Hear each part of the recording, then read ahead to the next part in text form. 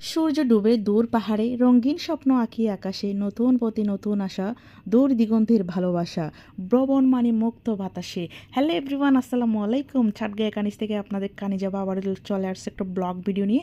অবশ্যই সাথে থাকবেন। আজকে কিন্তু ব্লগটা হচ্ছে স্পেশাল, অন্যরকম একটা ব্লগ। দেখলে কিন্তু ভালো লাগবে। মহেশখালী পুরা সবসাথে বিখ্যাত যে জিনিসগুলা অবশ্যই কিন্তু আপনাদের কিন্তু বলার চেষ্টা করবো এবং তুলে ধরার চেষ্টা করব। প্রথমে বলে নিই, সাগরে কিন্তু স্টিপুটের মধ্যে এসে এত পরিমাণ যে আমার ফিলিংস ভালো লাগা কাজ করতেছে।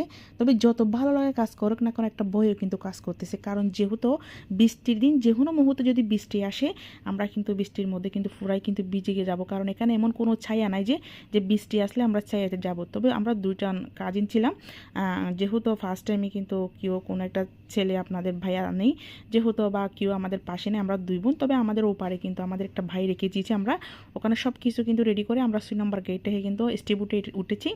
তো এখান থেকে মিনিমাম 25 থেকে 20 মিনিট পর্যন্ত লাগে আমাদের সাগরে। তো সাগরে ঢেউ ডাকছে ক্ষণে, ছুটে যায় সেই সোনালি ভালিতে, সূর্য আলো নীল জলে স্বপ্ন গড়ে সফলের থলে। ভ্রমণ মানে হৃদয় জুড়ের ভালোবাসার একটা জায়গা। এটা হচ্ছে মহেশখালীর সেই খুবই বিখ্যাত একটা জায়গা। আসলে মহেশখালীর সবসাথে অনেক অনেক কিছু কিছু জিনিস আছে, যেমন বিখ্যাতের মধ্যে কিন্তু সেরা মিষ্টি পানের বিখ্যাত বহুদূর, নারকেল গাছে সবুজ সুর, সুপারি বলে শান্তি খুঁজে, আদিনাথ জেটি জলে খুঁজে, মহেশখালী হাসে ভর দুপুরে। কিন্তু বিশ্বাস করেন, দুপুরবেলায় এসে এত পরিমাণ যে একটা ভালো লাগা কাজ করতেছে অন্যরকম। কিন্তু মাঝখানে, সাগরের মাঝখানে দেখেন কিন্তু পানির কিন্তু কালারগুলো কিন্তু অন্যরকম। এই মুহূর্তে বিশ্বাস করেন আমি কিন্তু মালদ্বীপের ফিল পাচ্ছি। আপনারা তো জানেন, আপনাদের কানে যাবা কিন্তু বাংলাদেশে থেকে কিন্তু বিদেশের ফিল নেই। তো দেখেন গাইস, এখানে কিন্তু পানিগুলো কিন্তু এখন অন্যরকম হয়ে গেছে, মানে কালারটা একদম চেঞ্জ। তবে কালারের মধ্যে একদম মালদ্বীপের সেই সেই ভাবটা কিন্তু আমার চলে আসে।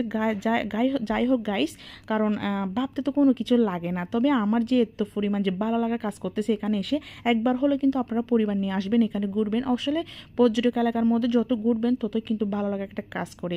তো এখানে কিন্তু আমি আরেকটা জিনিস দেখাবো, যেটা আমাদের চট্টগ্রামের বাসায় ওটাকে আশ্রয় কেন্দ্র বলে, যেটাকে মানুষ রাখা হয়। তো এখানে কিন্তু আবার অর্ধেক সমুদ্র সৈকত যাওয়ার পরে একদম সাগরের পারে পারে কিন্তু ওরকম কিন্তু আশ্রয় কেন্দ্রগুলো আছে।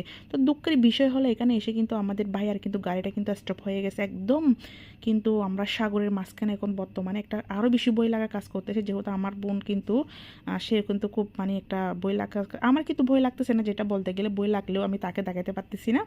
তো দেখেন সাথে কিন্তু অনেকগুলা কিন্তু স্টিবুট তারা কিন্তু একসাথে যায়।